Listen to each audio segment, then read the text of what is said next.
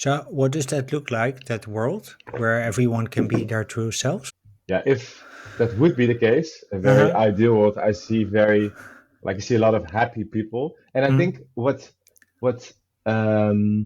plays an important role in it as well for me is that in that ideal world that no one would be afraid, and I Mm-hmm. think that's super important because that means you're not afraid to express yourself the way you want to express yourself, Mm-hmm. by means of how you dress, but I think most importantly also by what you tell. So you're not afraid to give your opinion. And I think that's, of course, on a personal level, it's very important because who doesn't want to be and express Yeah. who you are? But I think also it's very important for companies because when we're talking about diversity, equity, and inclusion, you can have a lot of diverse people in your company. But Mm-hmm. if there's still people afraid with expressing the way they want to express themselves, then how can you really benefit from those diverse perspectives?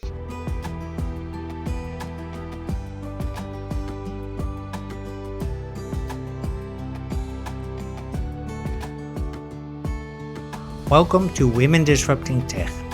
My name is Dirk Jan Hupkes, and on this podcast, I give the women who work in tech the platform they need to inspire and empower each other.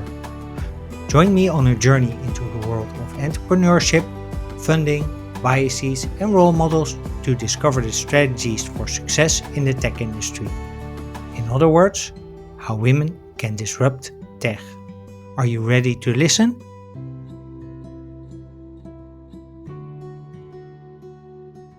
Hey, welcome back to Women Disrupting Tech, and thank you for tuning in to episode 81.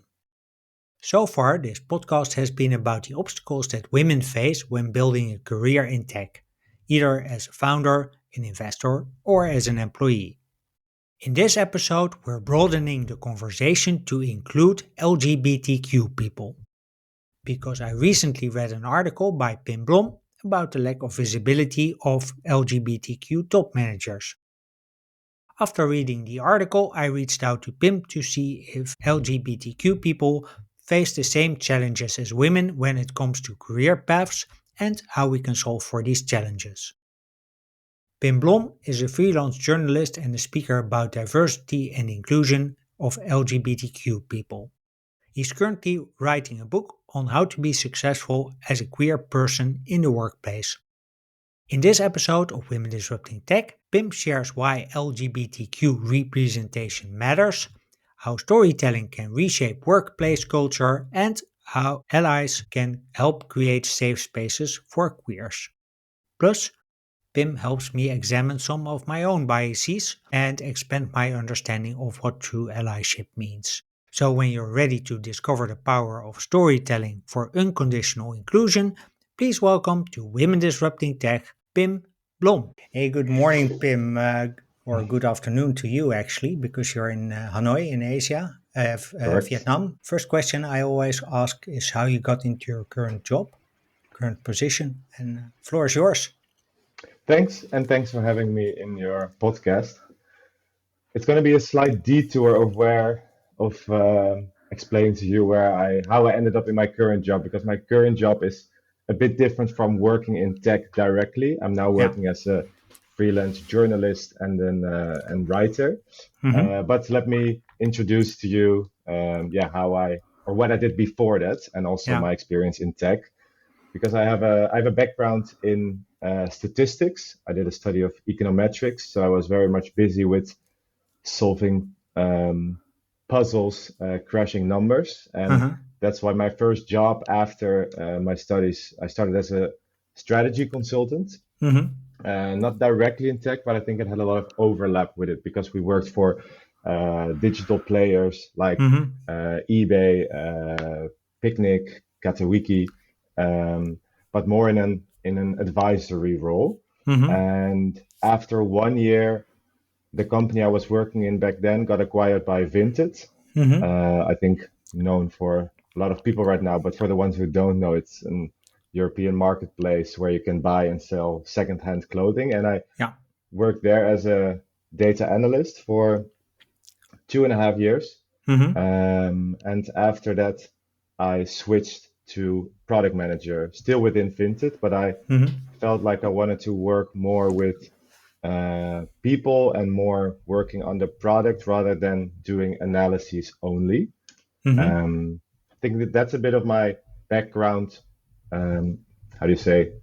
On the tech Uh, side, let's say. exactly. And I think in parallel, I also Mm-hmm. developed something more, um, some heart for DEI. And it Mm-hmm. started when I was asked, or um, it was asked company wide, if someone would introduce why Pride was important during Pride Mm-hmm. Month at Vinted. And Uh-huh. since I'm gay myself, I thought this is a really nice opportunity Yeah. to push myself out of my comfort zone, but also tell about this company wide.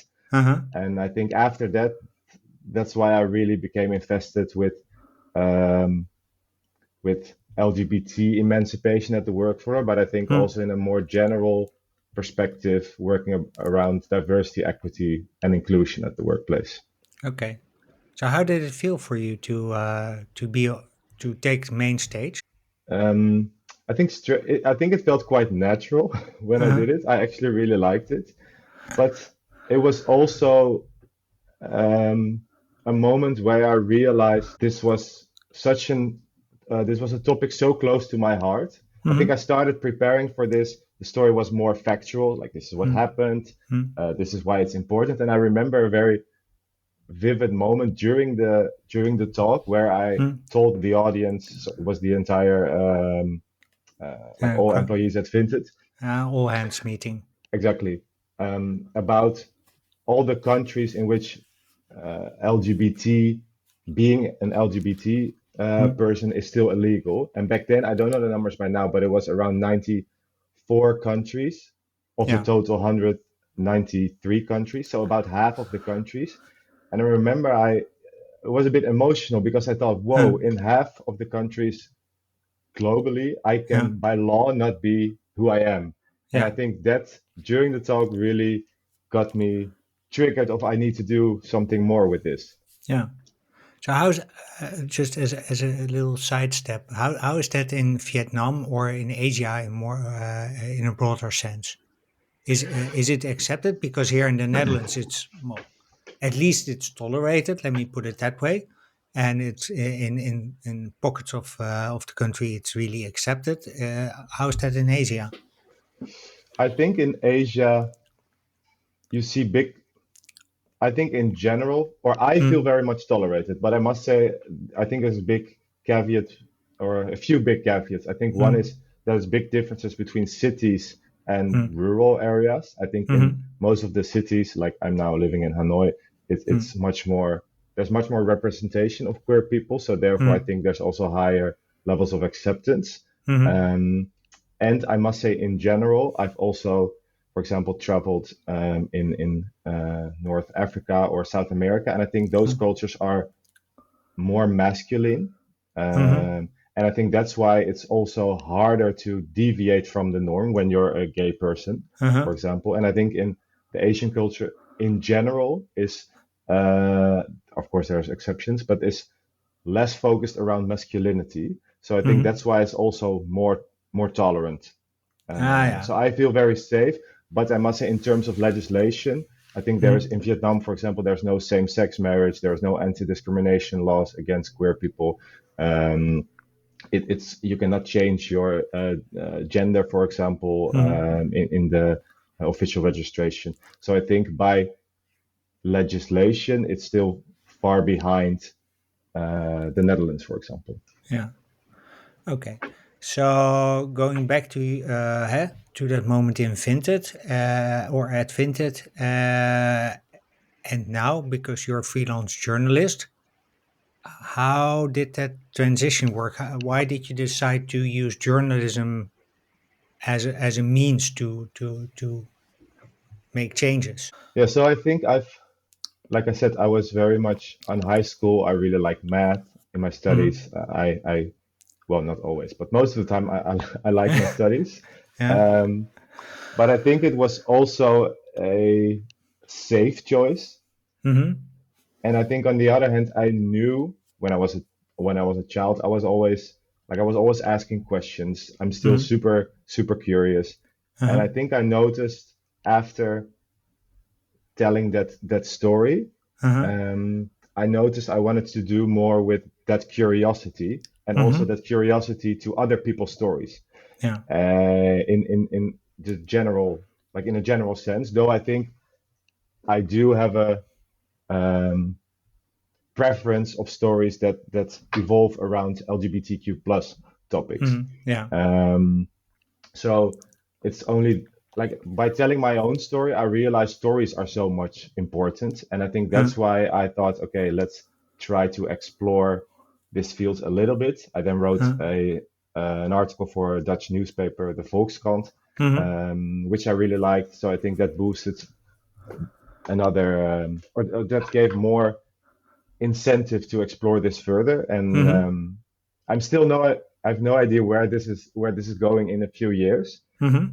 But I do see it's matching very well with what I like now, Mm-hmm. and that's making a world where everyone can be their true selves. Okay. And by I do it by means of storytelling, I would say. Yeah. So, what does that look like? That world where everyone can be their true selves? Yeah, if that would be the case, a very Uh-huh. ideal world, I see I see a lot of happy people, and I Mm-hmm. think what what plays an important role in it as well for me is that in that ideal world that no one would be afraid, and I think Mm-hmm. that's super important because that means you're not afraid to express yourself the way you want to express yourself, Mm-hmm. by means of how you dress, but I think most importantly also by what you tell. So you're not afraid to give your opinion. And Mm-hmm. I think that's, of course, on a personal level, it's very important because who doesn't want to be and express Yeah. who you are? But I think also it's very important for companies because when we're talking about diversity, equity, and inclusion, you can have a lot of diverse people in your company. But Mm-hmm. if there's still people afraid with expressing the way they want to express themselves, then how can you really benefit from those diverse perspectives?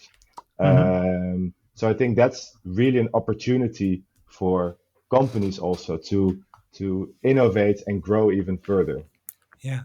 Is it also about because I've had these discussions, of course, with other people as well.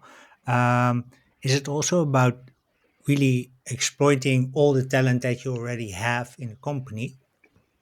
That when people are not afraid to show them, to show their true selves, that you can actually also use their talents better. Yes, but I didn't think about it this way, but when you explain it like this, Mm. what comes to my how do you say what comes to my head, Yeah, mind. what Yeah. comes to mind exactly. Thanks. Is I think the other way around. I think people would already try to focus on exploiting their strengths. I Hmm. think when you can be your true selves, it's much more about showing what you cannot do. So being open about your vulnerabilities. And I think that's very helpful because everyone, like, it's not that you're good at everything, but of course, when you try to I think now at work, everyone like you don't want to show what you're not good at, but I think that would Hmm. really be helpful in cooperating because it's not the case that everyone is perfect at everything. And for No. example, yeah, the one person is better in structuring than the other one. But if you're Yeah. able to tell what you're not good at, I think it Yeah. would benefit collaboration so much more. Yeah. Yeah, because you can also, yeah, basically you can put yourself in your own sweet spot, Exactly. Yeah. and that ultimately, I guess, also at least that's how I think of it is yeah, also leading to better performance, also financially, by the way. Yeah. So yeah, I agree that it's important for people to really be themselves in that sense. So I want to shift gears a bit because. Um, The reason I started looking at you as a guest is that I read an article in the Volkskrant about the lack of role models for LGBTQ leaders. Hmm. Um, tell me, was that at Vinted? And how did why is it important to have those role models? And why do you think we don't have them yet? Yeah. Yeah, I saw you struggling with abbreviation. I still have that too, Yeah, LGBTQ plus. That's why I very often also try to refer to it as queer people. Not yeah, everyone identifies with it, but to me, I like it better than all the different letters and also easier for pronunciation. But yeah, for sure. but at Vinted, what I really liked is that in the highest leadership position, so in Hmm, the like the group leadership team, there was hmm, one person that was gay. hmm, He was really nice, and I remember when I started working at Vinted that to me it really helped because I thought, whoa, at someone at a position like this is square as well. I felt represented, and I think this is a very very it's often shown in studies and literature as well. Like hmm, what you cannot see, you cannot be, yeah, and I think that's why it's so important to have role models. hmm, But I must say, I also dived into it a bit deeper hmm, because I was following an course around diversity, equity, inclusion at the INSEAD Business School, uh-huh, and I wanted to see how we can increase that number of LGBT people at leadership positions even hmm, further. And then I wanted to check how many of the senior leadership positions, so not only the top level, which is, I don't know, like 15 people, but yeah, the level below it as well. So I think it's yeah, roughly 200 people. And I soon realized it was only, I think it was 5 people that identified as LGBTQ plus, of hmm, which all of them were cisgender gay men. hmm, And then I thought, whoa, I thought Vinted is quite, and I still believe that Vinted is very, a very open-minded culture, and that a lot of people, at least I had the feeling that I could truly be my true self at hmm, Vinted. But I think you do see, and this is often referred to as the pink ceiling, that hmm, even though the representation at the lower level is is quite representative of society. So hmm, I think a recent study in the Netherlands showed that around 18% of the people identify as LGBTQ plus. hmm, hmm, So you would expect roughly the same percentage in all the layers. But yeah, when you um, observe these percentages more towards senior leadership positions, you see it yeah, diminishing. So yeah. somehow there is an invisible barrier that prevents LGBTQ plus people from progressing their career. And this is, of course, the same for other groups like women. I think this Yeah, is, it's I of was about course, to, I was yeah, about to say because with women, at least in tech, there's quite a steep drop to the top, as they call it. yeah, So let's say it as at a base level, it's 45% are women. You go 2 levels higher, it's 30%, but then it sort of immediately goes to 18 or so percent yeah. on the more senior levels, and even on at the top, I think it's about 12%. Yeah, yeah, and this, of course, this because this pink ceiling metaphor is, of course, copied from the glass ceiling Yeah, see, metaphor, yeah. which was, I think, in place already before that. And it's Hmm, the numbers. Unfortunately, in the Netherlands, I think we measure too little about sexuality and hmm. gender identity. But if you Why, look to why, the U, why don't we? so I think there is a lot of um, false, I wouldn't say, people are very cautious after the GDPR Hmm, legislation came into place. yeah. But I think um, it's not correct because there is other organizations like Workplace Pride or the Hmm. GEO Foundation that actually show that you can measure your like the uh, Yeah, how do you say sexuality sexual is preferences and preferences. gender identity amongst Yeah. your employees. Hmm, Only you have to do it among certain conditions. But it's just it is possible to measure, and I think for hmm. me it's essential to measure because only if you know the size of the problem, Yeah. you can measure. Well, it's important to know the size of the problem, but also to measure progress because Hmm, otherwise you don't know which of your which of your solutions will actually contribute to Yeah. this improvement. Yeah. Yeah, for sure. So you talked about pink ceiling, maybe also good. Why? Because that's where your journey, I think, started. Also, that there was that you didn't find a whole lot of people around you that were like you. So No, what did that do to you mentally and maybe also yes, physically? How? yeah.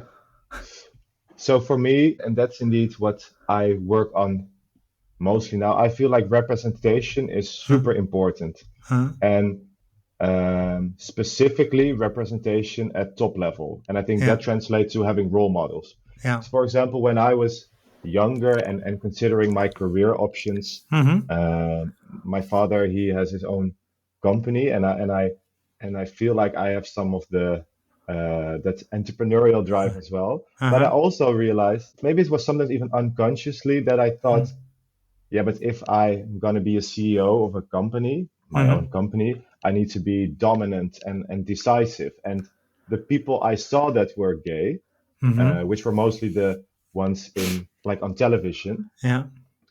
were very different from those stereotypical leaders. I think it was more often a gay best friend that was good for bringing on a shopping trip, but Yeah. not necessarily someone that leads the company. So I think the impact on me mentally was that Uh, I internalized some restrictions career-wise, uh-huh. which, in my opinion, now shouldn't have been there. And No. luckily, they aren't there anymore most of the time. Okay. So I think that's why I now try to really focus on increasing that representation because, Mm-hmm. um, like, I think only then you see you truly see all the possibilities of what you can be. I already said it Mm-hmm. before, like you cannot be what you cannot see. And to Yeah. me, yeah, that's something I think I really experienced firsthand myself. Okay. Um, so moving from, let's say, the problem description to solutions, are there any Hmm. things that you learned? Because we don't measure a whole lot, but Yeah, things that you learned from your interviews, from anecdotes, from your own experience that actually do work in improving representation and improving the number of role models with that? yeah. So I think it's to me, I would say step one is like I said, is measuring Yeah. because you need to determine what's your KPI to Mm-hmm. really track progress. Mm-hmm. So that's I would say um, establishing what you want to improve. And because I think representation is so important, I think something you would want to measure is the number of LGBTQ plus people on every Mm-hmm. level in your organization. Mm-hmm. And I would also really advise when people are hearing this and wanting to implement these things to also look at organizations like Workplace Pride, I mentioned Mm-hmm. before, but also Diverse Leaders in Tech is a good organization Mm-hmm. to use ways of measuring that other companies are using as well. Because I Mm-hmm. think it's very important to also have these numbers on a national level. And I Yeah. think we can only do that if we use the same way of measuring. Not that everyone Mm-hmm. is going to freestyle in their way of measuring. That's going to be difficult. So that's, I think, one way how to improve it to measure things and establish what you want to measure. And on how you can then improve that measure, to me, I think there's multiple ways. But as a company, I think to me, the two most important ones are inclusive policies and education. Inclusive policies to me means that you have um, policies at all the different um, how do you say Levels, all different aspects topics. Yeah. of Topics. topics, yeah, to make sure that all identity groups are treated equally and that Mm-hmm. they're guaranteed their safety at work. So, Yeah. for example, the former can be having equal parental policies. At Vinted, I think just before I left, they implemented not only the how do you say, the time off as a Yeah, biological parent, but yeah, also for parents that are adopting, which yeah, is of course much more common among LGBTQ employees. yeah, Um, but another example of inclusive policies can be that you have very clear and strict anti-discrimination policies, mm, which guarantees the safety of LGBTQ plus people. And I mm, think it's very important with that part that it's also clear to everyone where to find these policies and also yeah, where to mention mm, any harassment or inappropriate behavior from colleagues. Ideally, to a like a trusted person that yeah. operates independently. Well, I have a question about that. Yeah, To what extent do we, of course, you need to have a, yeah, in Dutch it's called a vertrouwenspersoon, yeah. or you need someone to report it to. But how important is it to have transparency in the enforcement of policies? And what do you mean with transparency in the enforcement of Well, policies? if it's like, let me compare this to something that is totally different. Um, like last year we had, or the last couple of years, we've had problems in soccer stadiums where objects were thrown on the pitch. Mm-hmm. And of course, you can put a net around the pitch so that these objects don't reach the pitch. That's nice. But you also have to show that you are actually taking people out of the stadium. Mm-hmm. And when I vividly remember that they had a match, I think it was PSV Ajax, but I'm not sure. And they showed on television that the person who threw an object on the pitch was taken out of the audience, was taken off the stands and Mm-hmm. escorted out of the stadium. And what that did was that people started to see, oh, wait a minute, this is not just some anonymous person who did it. He has a face. He has a name. There was also at Feyenoord there were people escorted out of the stadium for yeah, basically calling all kinds of, yeah, the bad chants, Mm-hmm. let's say. And that was actually a publicized case also towards the Feyenoord supporters, where people, at least Feyenoord, really made purposely made an effort out of it to show, hey, we're actually taking care of this. We're coming after you, but this is what we do. And I think that part of the story, if it stays anonymous, if it Mm-hmm. doesn't get a face, it's the same. I guess with the stories that you tell, you give people a face. Yeah. So you take them out of the anonymous part and out of anonymity, and I think my personal view on this is that you need to have the enforcement in plain sight. So if people do bad things, you really have to hold them to account publicly because they don't learn, and B, the rest of the community doesn't learn. Yeah. But I'm Yeah. curious what your thoughts on Mm-hmm. that are. Yeah, my first thoughts were now seeing the scene in Game of Thrones where Cersei has done something bad and is being walked through the street with a bell like shame, shame, Yeah, yeah, shame. So I'm yeah. Maybe not. I see where you're getting from. To me, I would still be cautious um, with putting people to blame personally, but I do see where you're coming from. You want to give transparency. If that is the case, I would still really, I would only have it at the end of the process. So I would still the process of reporting Yeah, and inappropriate behavior investigating. should Yeah, be anonymous because otherwise, I think you've seen it with, I don't know, with Dutch TV programs where there was yeah, sexual harassment. There were policies at place to mm, report this behavior, but people mm. didn't do so. And I think that was because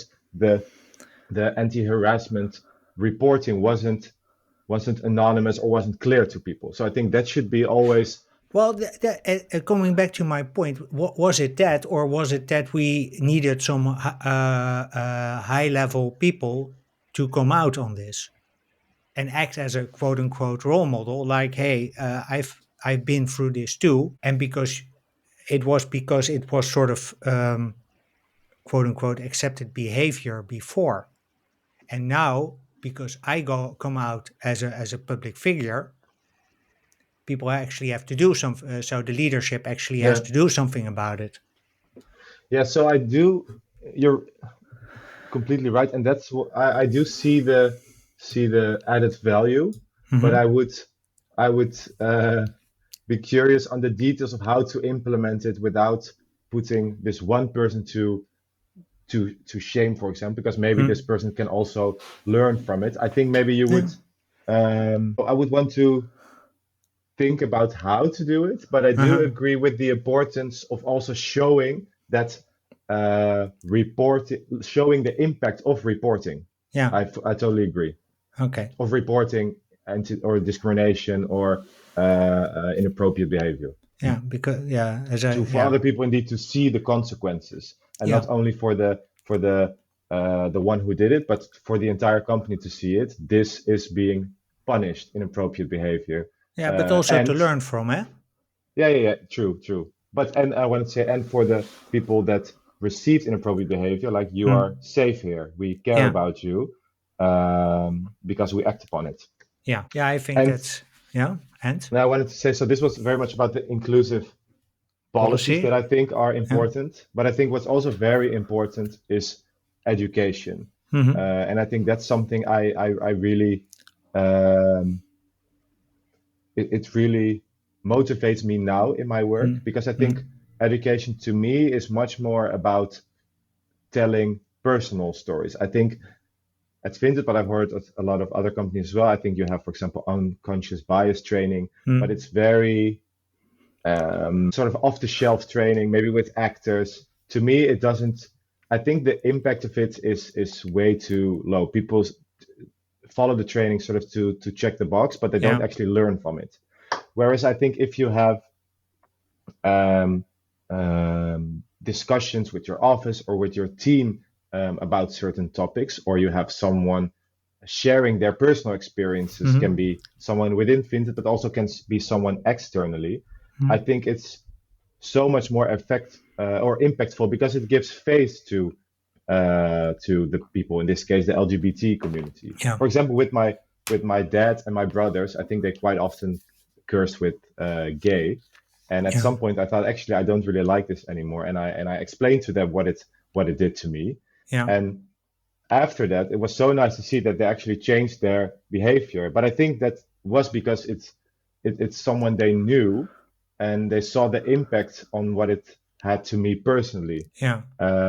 So I think that's why education and representation is very important, especially through personal stories. Yeah. Yeah. I agree. Do you also think that it's important to talk about this at in schools?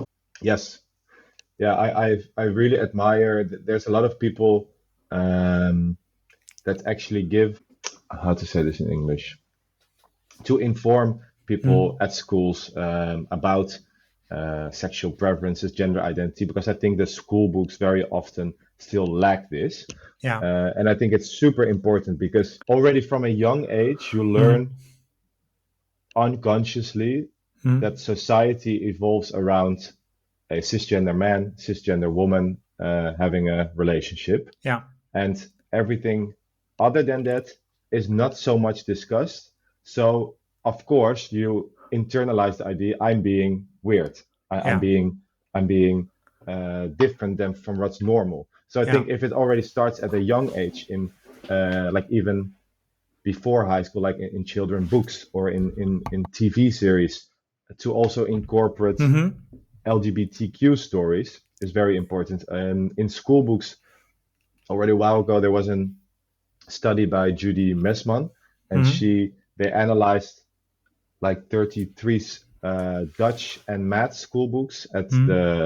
the first grade in high school in the Mm-hmm. Netherlands, and there was no single person or no single LGBTQ person. And this can be very like tiny examples, like I don't know, in a math calculation where you say, "Oh, Peach hands out apples to his girlfriend." Yeah. And Anne, exactly. huh. Like it's always man, women. Yeah. So I think it's super important to start at a young age. Yeah. Is it also about showing people that being different is okay? So creating the space, a safe space, really early on, because and this is a bit my theory about education is that it's really targeted towards almost a sort of factory approach. So it's throughput that we measure. So Hmm. we measure at all the different points, like every year, every quarter, every maybe even every month, we do a test. And at the end, someone comes out with a stamp of approval, like it's a totally wrong example, but the divers pindas where they said it's okay. Hmm.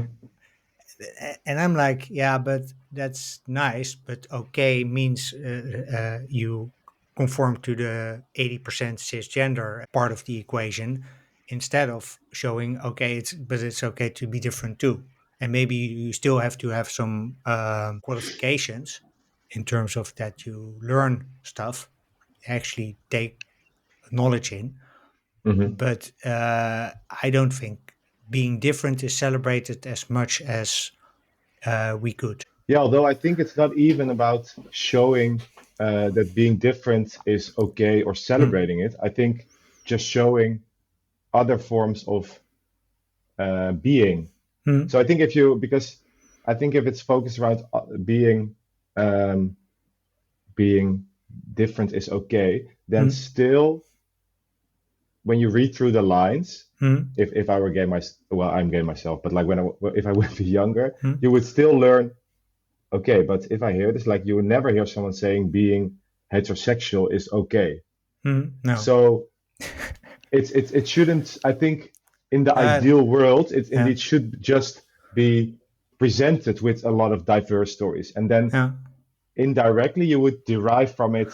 Okay, being different is okay. If it is the yeah, focus is too much about, but I think it's super difficult because I think to change something now, you mm, should, because it's the same with my work now. Actually, I'm yeah, focusing a lot on queer role models. yeah, You do still also contribute to the narrative that they are different than non-queer role models, for yeah, example. And I think that's something I really struggle with. So I do think that now sometimes indeed we have to emphasize that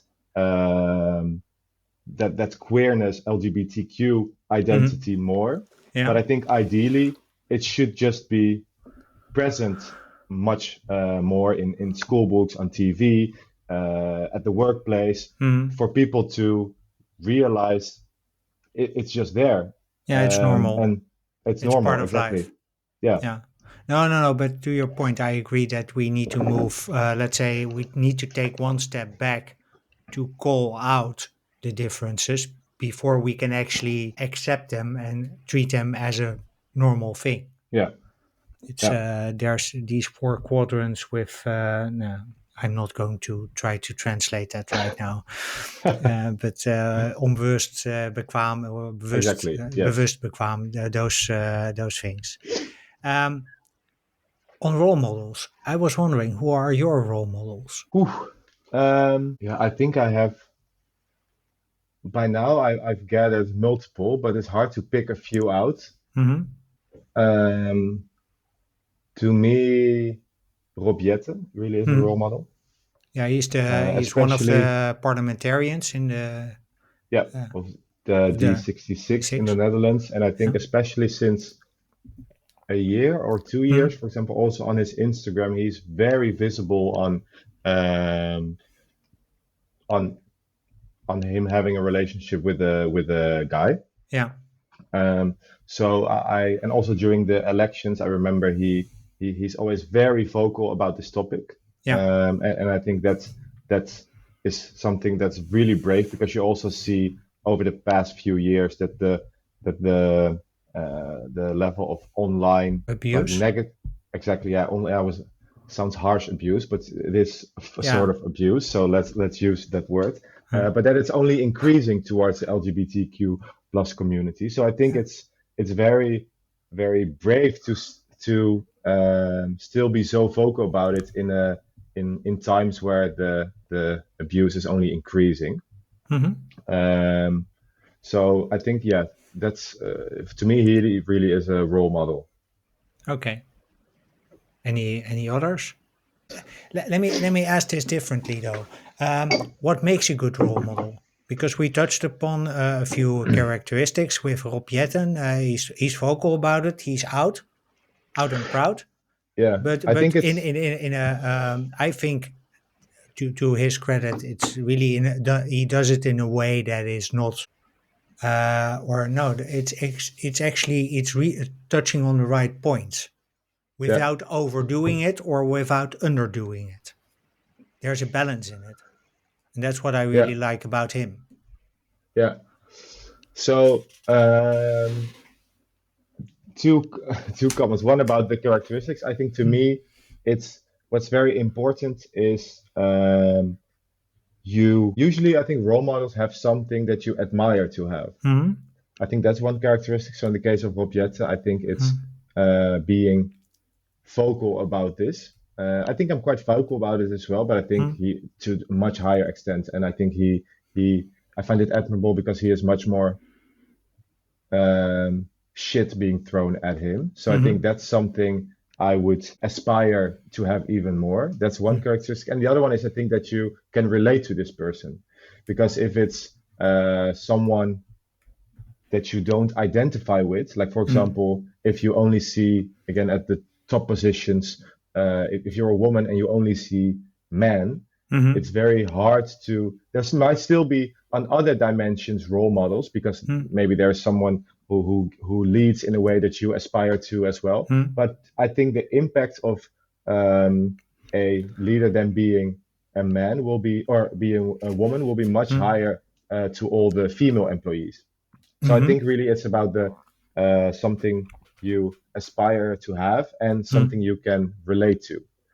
Um, that's about the role model. And what I wanted to say that you said something about what I think is nice about Rob is that he balances it His messaging, it's yeah really balanced. yeah. But I and I know you And don't have maybe this is me, and it's probably a wrong way to say it, but it doesn't. It rings it pushes my buttons in a way that I don't feel threatened. I feel yeah like yeah, I yeah agree with that. Yeah, and this is something I wanted to, and I know this is not at all bad intentions from your side, but I do Huh? want to say it for the people that are listening because sometimes I still find it. I hear it, for example, I had a very, very heated discussion with a father of one of my friends because he Huh? said, "Yeah, but um, don't you think the Amsterdam Pride, like on the boats, Hmm? is way too much? So like it's way out of balance because it's Hmm? way too extra." Hmm? And I think that's a very, very important part in this topic because then it's like a conditional acceptance. People accept LGBTQ people, but only if they fit the balanced box. Hmm? Only if they're not too much in the for gay people, not if they're too feminine or Yeah. stuff like that. Yeah. So I think that's something I wanted to highlight, and not like I said, I know it's not bad intentions from your side, but that we should really be cautious about when we talk about acceptance. It should Yeah. be acceptance of whoever you want to be, and if Yeah. that's something that's out of your box of Comfort extra zone. or Yeah. exactly, then that's your Your uh, choice, your thing. your sort of your problem and not the Yeah. problem of the LGBTQ plus people. No. It's literally a bit live and let live. Uh, Except that people can be out of your comfort zone and still be, yeah, just allow people to express themselves however they see fit. yeah, and I think we talked about a world where everyone can be their true selves, Yeah. and I think it's not a world where everyone can be their true selves, but only if condition X, Y, Z. It's whenever it can be their true self. So if that, yeah, to me, if I want to go to the office in a pink skirt, wearing nail polish, and dye my hair blue, yeah. then that should be accepted. Because what is the problem for someone else if I express myself in this way? And I think that's sometimes still very difficult in today's discussions around the LGBT community. Why It's is that, you think? conditional acceptance. Yeah. Why do you think that is? Is it fear, or is it people going out of a comfort zone, someone else's comfort zone? What is I it? think people have a hard time um, with change. Hmm. You see it in the discussion around Black Pete in the Netherlands. I think there was I had it myself as well. I must Yeah. admit, a lot of resistance because you've always done something in a certain way, and all Yeah. of a sudden you feel like you have to change.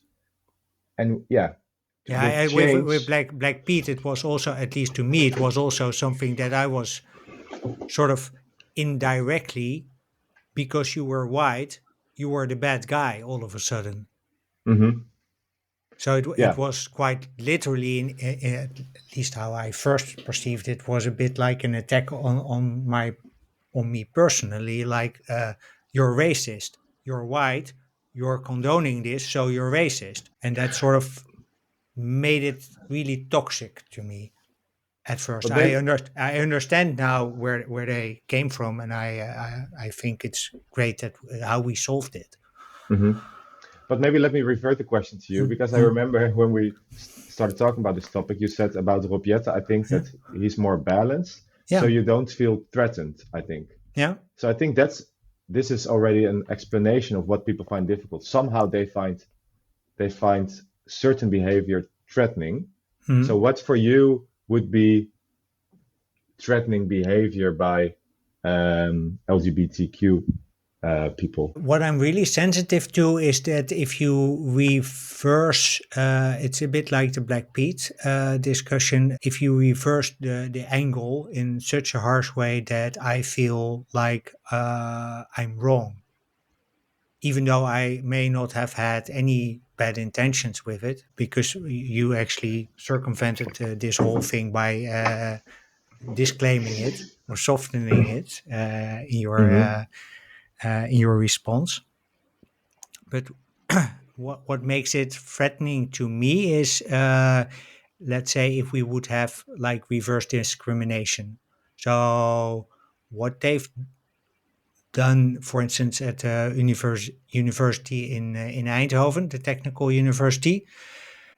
I had to read that twice and really look at that through the lens of, okay, what is the goal that we're trying to achieve here to make it, let's say, acceptable. And for context of people who are listening, what they did is basically put in a flat out ban to hire men as a professor for the first 6 months. So it was a sort of really, it was, I think quota is a necessary evil in this case. We do need those, but this was yeah, plain reverse discrimination. So you couldn't, as a man, you were not welcome, and that to me would be like, if you. There's a Dutch saying that you always catch more flies with honey than with vinegar. I think it would, yeah, put the horse behind the car. But don't you agree? It's like we talked about before that Huh? to in order to um, accomplish change, Hmm. we initially should push the the oppressed groups a bit Oh yeah, because no, I no, think no, in this no. But case it's don't get me wrong. I understand the whole pendulum. part of this discussion. And yes, you need a certain level of overshoot. I was just trying to point out that, and I think at first, many people with Rob Jetten will have had. I knew that he was gay, so I was like, okay, now he's more becoming more vocal about it. I was already doing this podcast, so I was like, okay, yeah, that's it's he's picking out that part of his identity to showcase a bit more. So he's stretching it a bit more, and that's um, it's not that I don't understand that it's necessary to highlight, but sometimes it can be like I can imagine going back to your gay pride example. The first times that the parade was held in Amsterdam, uh, the only headlines we saw were of nude gay men on a boat. Those were the only boats we saw. Hmm. Where I think even at that point there were like a lot of boats with like normally dressed people who were just celebrating. Hmm. And I think we needed that, those nude, white, gay guys to really be extravagant out there to sort of normalize it. So to your point, my answer to your question is yes, we need it. Doesn't mean it makes it comfortable, but change is never comfortable. Yeah. Yeah. So I think um, I think to me, Hmm. it's just very important to keep this in mind that you Hmm. really accept people for whatever they want to be and Hmm. not under a certain condition. No. Um, yeah, I think that's the the main takeaway for me in this discussion. Okay. Yeah. And I agree with that.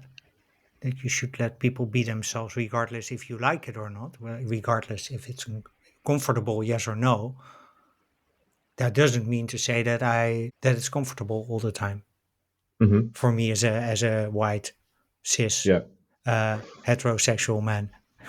But then exactly. And I again, think that that this is also me taking myself out of the comfort zone. Eh? yeah, and I think that's really good that you're doing so. And I think a lot of people can take example to that because I think that's often I hear it with people, friends around me Hmm? as well who are straight, white, cisgender male. That Hmm? oh, but it's super difficult because now I cannot say this word anymore. Hmm? Makes them feel uncomfortable. But I think what they forget is Hmm? that by not doing so, a lot of Hmm? LGBTQ people are feeling uncomfortable, and they're Yeah. doing so, or they have been feeling uncomfortable for Yeah. a big part of their lives already. Yeah. So it would be nice if there's also people that, for the majority of their lives, have felt comfortable to Hmm? share some of that comfortableness with people that Yeah. could use it a bit more.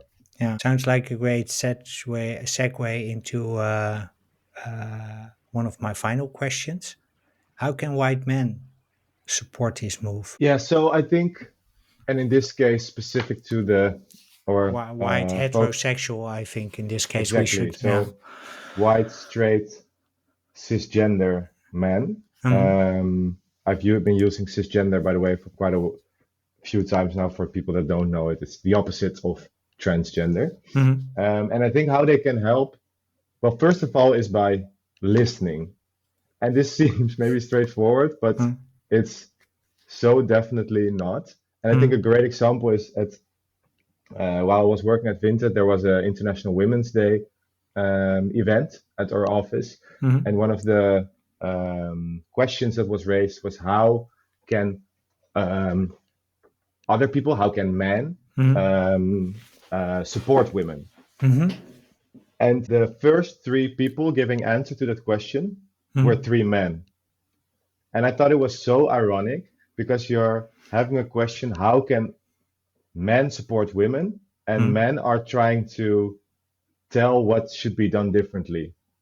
And I remember I was observing this and I thought, I also raised this observation, like, shouldn't we give the floor to women at our office telling Hmm. what they need more? Yeah. And I think this is a really great example. And it happens so often that people that are not in the minority group, Uh-huh. well, I, women are not even a minority, but you know what I mean, like are not Yeah. in the dominant group at Yeah. especially at leadership position. They should tell what they need or where the challenges are, and other people should help them. But it's not that.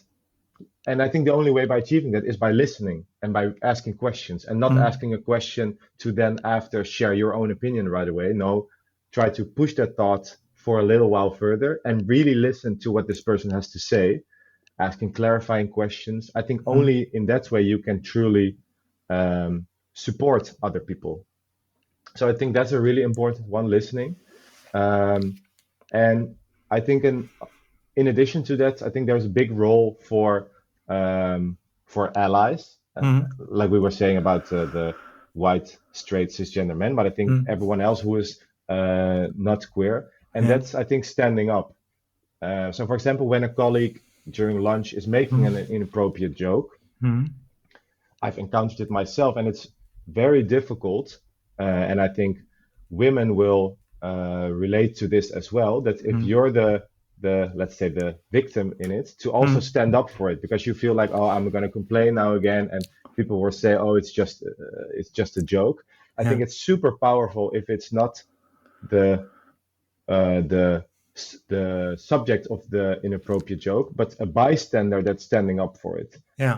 And I've had this, for example, when I was in such a discussion, it was not at work, and someone made an inappropriate joke, and I remember a friend said, "But don't you think this is very inappropriate?" And I Yeah. remember I was so happy with this friend. I thought, you don't know how much it means to me that you're standing up Yeah. instead of me, because it puts a big burden on the minority groups if they have to process these inappropriate jokes, but also be the one standing up Responding. for it. Yeah. Exactly. So I Huh. think for the allies, it's super important to listen, but also to stand up, because Mm-hmm. I think only then you can really yeah, create the change if it's a bigger group standing up to inappropriate behavior. Okay. So standing up on the topic of standing up, you mentioned this example at Vinted of the three men who were lecturing the rest Hmm. about Hmm. what women need and want. Hmm. Um, how important is advocacy? So having being an advocate for women or for queer people. Yeah, I wanted to say for women, it's um, um, actually adding to my previous point. I think for women it's hard to tell because I'm not a woman, so I don't Mm. know. But to me, yeah, what does advocacy mean to you? Because Well, I find it.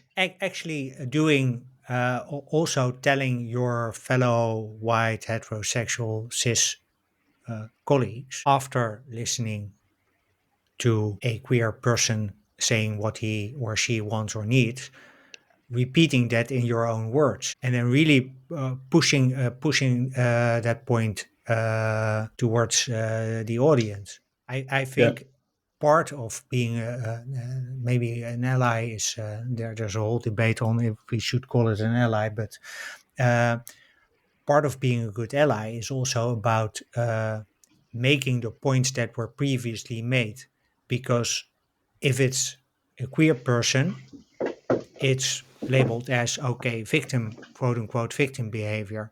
If it's me, I'm not a victim, I'm just repeating what you Yeah. said or what that queer person said, and then sort of that message comes from two sides, and all of a sudden. Yeah, I think we mean, if you explain it like this, I think we mean the same with I said standing up, but I think Hmm, this is the example I was telling is indeed specifically a situation where you can stand up, but I think uh, in a broader sense, indeed, it's being an advocate. So yeah.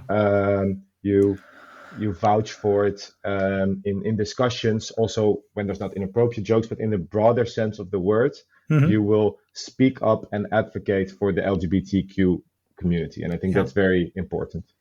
Okay. Hey Pim, I want to move towards the end, because you're a freelance journalist working out of Hanoi for working for the Volkskrant and many other publications, but you're also writing a book. True. So actually, this was, I think the Volkskrant article you were referring to initially. Mm. It was published last year. It was coming from the idea of writing a book. So that was already a year and a half ago. Uh-huh. But I think, yeah, I had very little experience with it back then, and I think the format of my pitch to publishers wasn't right yet. But Mm. I had the idea of writing a book about how queer people can be successful at the workplace. Yeah. And now, a year further, also having made this career switch, I have more time for it. Mm. Adjusted my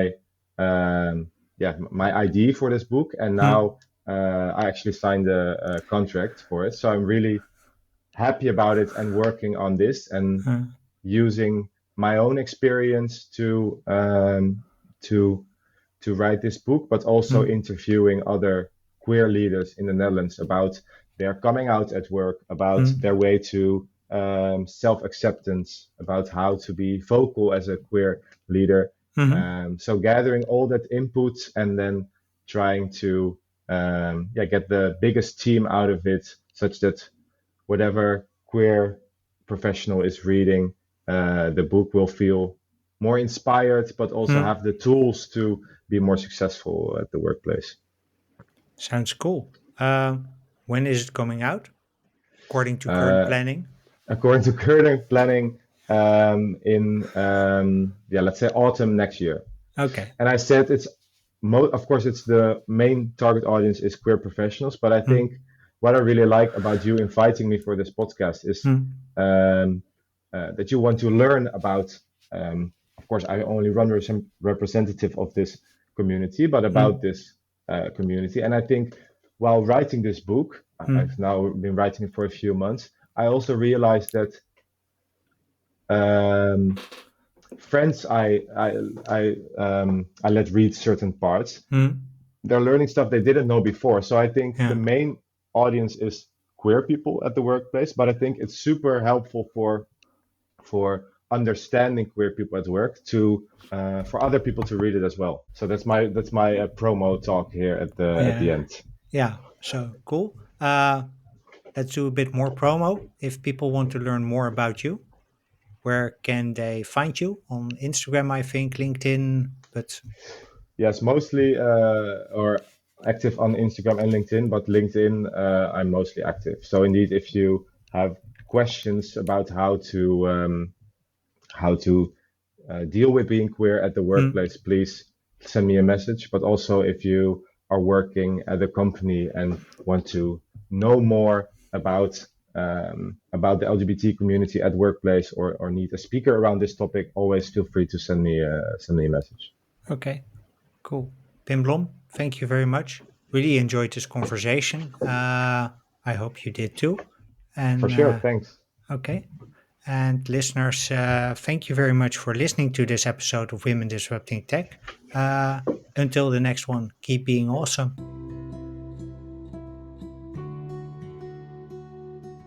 Well, that's a wrap. Thank you for listening to episode 81 of Women Disrupting Tech about the power of storytelling for unconditional inclusion with Pim Blom. Pim and I hope that you've enjoyed our conversation as much as we did. And if you'd like to learn more about Pim or connect with him, please use the links in the show notes. In the show notes, you will also find the links to two Dutch articles that Pim wrote for the Volkskrant, including the one about the visibility of queer managers. As usual, you can find the show notes at Women Disrupting Tech, all one word, .blog. On the same website, you can also become a member of the Women Disrupting Tech community. Members get early access to new episodes, and in the weekly newsletter, I'll share with you what I learned from each of the episodes. So check out the show notes for a link. When you're looking for a role model to inspire your own hero's journey in tech, I invite you to check out one of the other episodes of this podcast on Spotify, Apple, and YouTube. And if you're a regular listener, please give the show a rating or a review because that way you help other people discover the podcast. If you're a male ally and you want to help the Women Disrupting Tech make this podcast obsolete by the end of 2032, there's a simple thing you can do. Please share the podcast with friends, family, and coworkers because this way you give my guests a platform they need to make it happen. Finally, if you want to connect with me, you can reach me via Dirkjan at womendisruptingtech.blog, or you can send me a DM on LinkedIn. On LinkedIn, simply type in my name and you'll find me. With that, I wish you a wonderful day. I hope to see you in the next episode, and until then, keep being awesome.